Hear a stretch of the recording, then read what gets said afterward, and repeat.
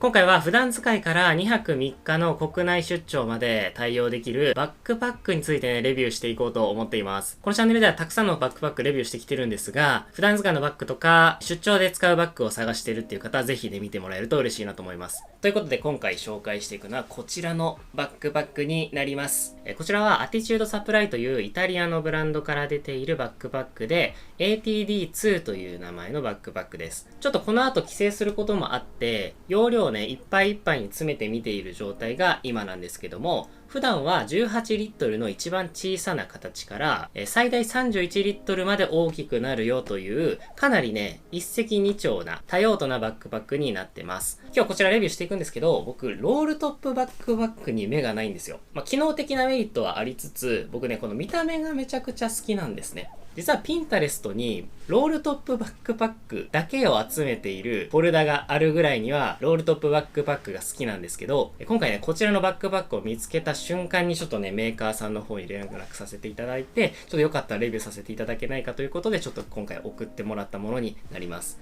それではねこのバッグの特徴や中身について紹介していきたいと思います。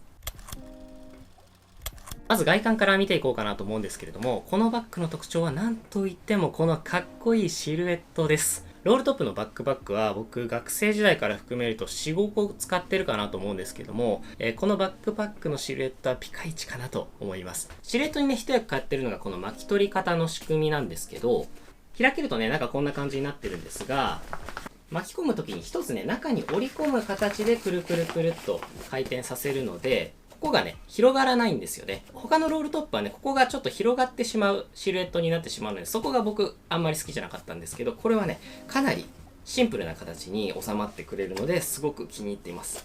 この形してるロールトップがなかなかないんですよね。この ATD2 はメイン収納がまず一つ大きくあるのと、その中に PC のスリーブであったりとかタブレットを入れるためのスリーブがあります。そして表側に一つね横向きのジッパーがついていて、細かい荷物を収納するためのポケットが横向きについています。ロールトップの一番上の部分にはフィドロックバックルというかなり取り外ししやすい機構が採用されていて、他にも細かいストラップがブラブラしないようにケーブルを巻き取るための仕組みがついていたりとか、細かいところまでデザイン的な工夫がされているバックパックかなというふうに思っています。今回ね国内出張のイメージで見てもらえればと思うんですけども、ちょっとね中身どういう風に入れているのかについても見ていきたいと思います。このバックパックね後ろ側がガバッと開くタイプになってます。こんな感じですね。完全に180度フルオープンで開く形のバックパックになってます。背面側には今回ね僕がいつも使っている MacBook Pro を、ね、入れていたりとか、そのね手前のポケットにはタブレットを入れる隙間があったりします。で中はこんな感じになっていて、完全に仕切りのない旅行とかで使いやすいような構造になっています。まずねこのバッグに入れていきたいと思っているのは、カメラのキューブですね。旅行とかでよく富士フィルムのミラーレスを持っていくので、こちらにね一番下にまずはカメラのキューブを入れます。続いてパッキングキューブですね。下着類とか T シャツとかを入れているパッキングキューブは僕はですねピークデザインのものを使ってます。かなり長いこと使っていますね。3、4、5年とか使ってると思うんですけど、一向に壊れる気配がないので長く使えるパッキングキューブです。でガジェットポーチはですね、ちょっと僕何周も最近回って無印良品のものに戻ってきました。僕過去これ動画で紹介したことあるんですけども、中身開けるとこんな感じの3層構造になっていて、大きめガジェット、小さめガジェットで、これ、日用品みたいな形で入れてます。でこれを一番上に入れます。そして洗顔とかね旅行関係の小物たちをまとめて、いつもねこれさえ持ち出せば旅行行けるっていうセットも無印良品の吊るして使える洗面用具ポーチまとめるようにしてます。中はねこんな感じになっていて、上の方にね洗顔とか、この中に CIO の電源タップとか、旅行中に使うねシャオミのめちゃくちゃ小さなシェーバーとか、そういったものを入れてます。でこれを一番上ですね。最後にねユニクロのポケッタブルパーカー、これいつも愛用してます。これも入れていきたいと思います。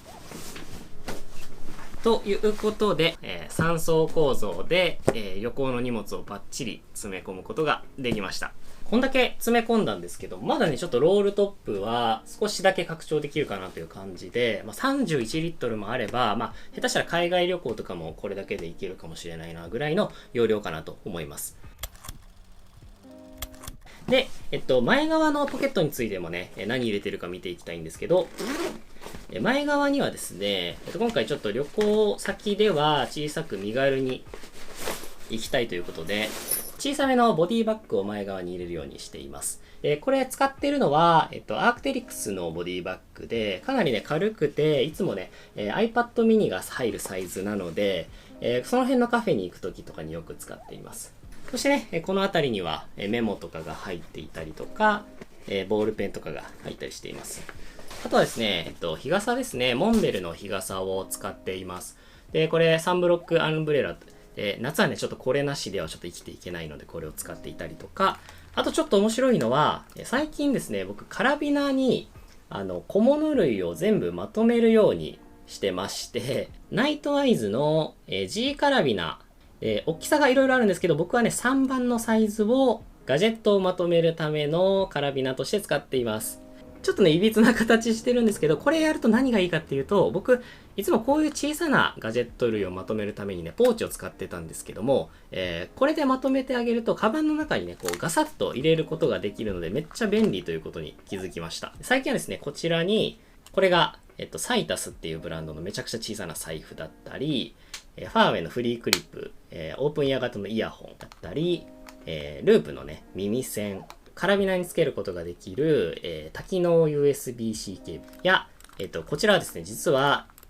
取り外すとエコバッグになるという、マタドールのエコバッグですね。ウォータープルーフ、完全防水のエコバッグなんかがここについてます。これをね、メインのバックパックに入れたりとか、さっきのこのサブバッグとかにこう入れるときにカラビナで全部くっついてるので、雑にこう入れ替えができるっていうので、このシステムが最近気に入っています。次、サイドや背面についてもね、見ていきたいと思うんですけど、サイドはですね、このような形で、ゴム製のペットボトルホルダーがついています。荷物がね、完全に入れてる時っていうのはね、結構押し込まないといけないんですけど、普段はね、こういったモンベルの水筒とか、これ 500ml 入る、僕が最近気に入ってる水筒なんですけど、こういったものをここにね、入れたりして、オフィスに行ったりしています。ペットボトルポケットはね、両面についてます。反対側にも同じようについてますね。で、そしてね、背面がめちゃくちゃ特徴的なんですけども、背面は、かなりしっかりとしたショルダーハーネスがついていて、で、こんな形のね、シンプルなフラットなクッションがついてるんですけども、このね、ここがキャリーケースにね、通すための穴になっていて、ここが貫通するんですね。なので、このような形で、スーツケースの上にこのバックパックを固定することもできるようになってます。これね、結構、ここに間に紐があることも多いと思うんですけども、何もなくてシンプルなんだけど、見た目を保ちつつ、スーツケースの上に乗せる機能も担保されているというところで、めちゃくちゃ旅行とかに便利かなと思います。最後にね、このバックパックを使ってみて実際に良かったところと、ちょっと気になるなっていうところもあったので、それについてお伝えしていこうかなと思います。このバックパックのね、良かったところなんですけども、先ほどもね、何回も言ってる通り、このロールトップバッグ機構の、デザインの良さっていうところはまず一つ目です。で、二つ目に良かったのは、ロールトップのバックパックって、時間がない時とかにくるくるくるってやるのが少し一手間だったりしますよね。なので、チャックで開けられる機構もあればいいなと常に思ってたんですけど、このバッグには、このロールトップとチャックでメインにアクセスするという2つの機能が備わっているので、容量開けたいときはロールトップ、普段はチャックみたいな使い分けができるのが、そこがね、めちゃくちゃ便利です。僕本当にロールトップたくさん探してるんですけど、この2つを兼ね備えているバッグがね、全然ないんですよね。これ使ってみて分かった3つ目のね、良さなんですけど、形状がですね、一番下が先細る形の形状になってます。これおそらくなんですけど、多分、イタリアで作られていることもあって、多分それを考えられているのかなと思うんですけど、自転車に乗った時ですね、自転車に乗った時に腰にね、うまいことをこう荷重がかかる感じで、こう前にね、前のめりに自転車で乗ってる時にめちゃくちゃバッグが軽く感じました。これ多分ね、自転車だけじゃなくて、登山とかね、歩いたりする時の荷重負荷っていうのも考えられてるのかなと思っていて、ここはね、多分背負い心地に影響してくるんじゃないかなと思っています。今回もこの国内旅行もこれ1個で行こうと決めたのは、このね、形のおかげかなというふうに思ってます。一方でね、気になる点がね、2つありまして、ここお話ししていこうと思うんですけども、気になる点1つ目は、先ほど説明したこの先細り形状によって自立しないバックパックであるというところです。で、これがですね、さっきもね、僕がこうやって手で支えてたかなと思うんですけども、これがですね、自立がしないんですね。で、自立しないまでならまだね、わかるんですけど、もう本当にね、こう、とんがった形状をしているので、どこかに立てかけないと置くことができないバックパックになってます。これ分かってて使い始めたんですけど、やっぱりね、自立しないのは不便ですね。うん。いろんなメリットがあるので、そこはトレードオフなんですけども、できればもうちょっと角度を緩めて、ギリギリ自立するぐらいのデザインになってたらよかったなというふうに思いました。二つ目に気になったポイントは、ジッパーの開閉がね、かなり硬いというところです。特にこのロールトップバックパックの上部の部分のチャックが角に来る部分ですね。この部分がかなりね、引っかかるんですよね。この部分がね、こう、持ってきた時に最後ね、ここに引っかかりがあるんですよね。かなりね、力込めてあげたりとか、上に引っ張って、チャック閉めると問題ないんですけど、このチャックね、メイン収納のチャックなので、何回も開け閉めするチャックがこの角の部分で硬いので、ここがね、多分使っていくうちに、多分一番初めの状態よりは僕今、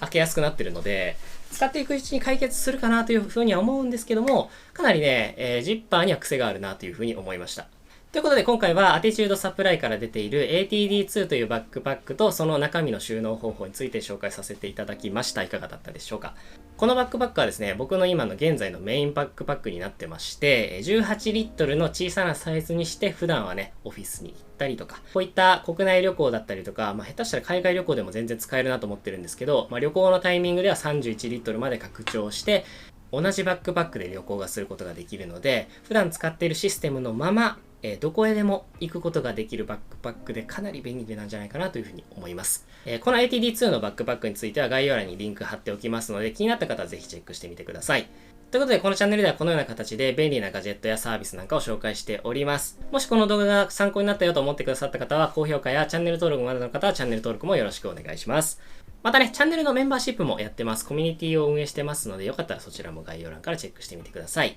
ということで、ちょっとこれから実家に帰ろうかなと思っているので、このバックパックでね、楽しく旅行していこうかなと思っています。また次回の動画も見てもらえると嬉しいです。また次回の動画でお会いしましょう。さよなら。